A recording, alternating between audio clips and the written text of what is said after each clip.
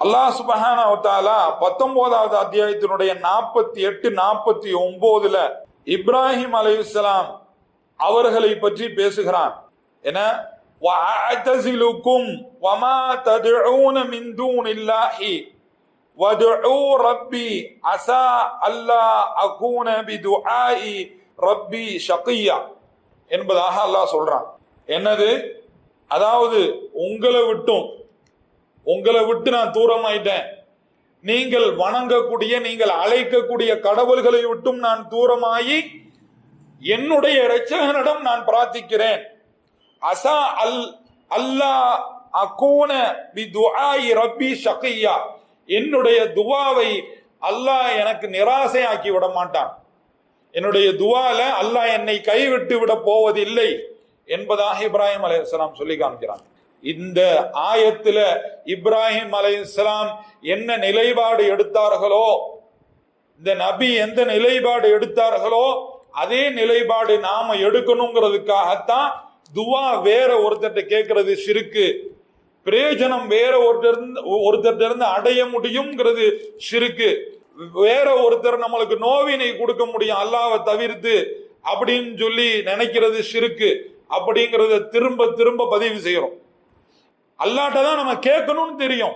ஆனால் பிறர்கள் வணங்கக்கூடிய அனைத்தையும் விட்டு அதை விட்டு தூரமாகி விட்டு அதை புறக்கணித்து விட்டு அல்லாஹ் மட்டும்தான் எனக்கு புகலிடும் என்று நினைத்து கேட்க வேண்டும். பிறவற்றால் எனக்கு எந்த பிரயோஜனமும் இல்லை, அல்லாஹ் மட்டும்தான் எனக்கு உதவி செய்ய முடியும் என்ற நினைப்போடு துவா கேட்கணும். அந்த நிலைப்பாடு வரணும். அதை புறக்கணிச்சுட்டேன், அதை நஃபி செஞ்சுட்டேன், அல்லாஹ்வை நான் இஸ்பாத் செய்யறேன் அப்படின்னு சொல்லி அந்த நினைப்போடு துவா கேட்கும் பொழுதுதான் நம்மளுடைய துவாக்கள் புறக்கணிக்கப்படாத பதிலளிக்கப்பட்ட துவாக்களாக இருக்கும். அல்லாஹ்வால மட்டும்தான் நம்மளுடைய துவாக்களுக்கு பதிலளிக்க முடியும். அப்படி பதிலளிக்கக்கூடிய அல்லாஹ் சுப்ஹானஹு வ தஆலா எப்படின்னு தெரியுமா பதிலளிக்கிறான்?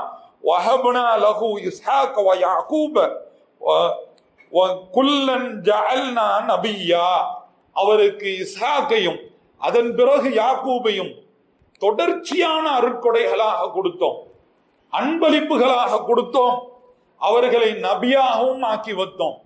அவங்க கேட்டதை காட்டியும் பல மடங்கு அல்லாஹ் கொடுப்பான்.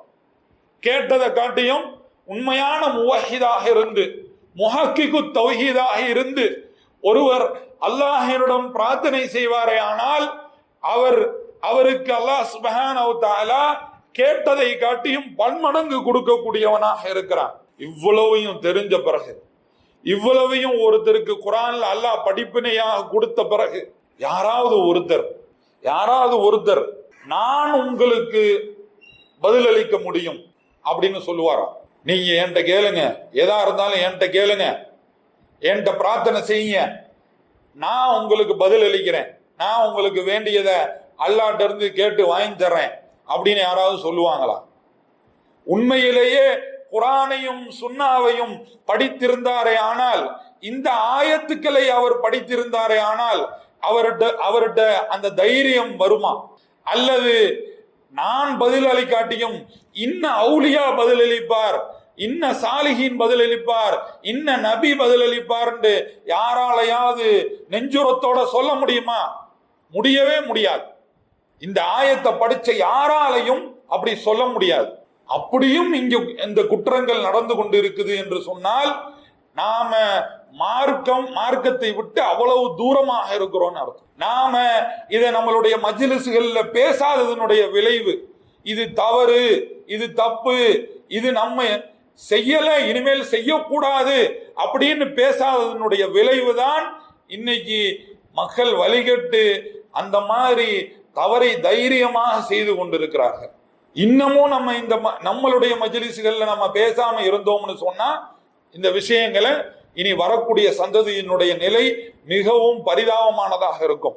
அல்லாஹ் பாதுகாக்க வேண்டும்.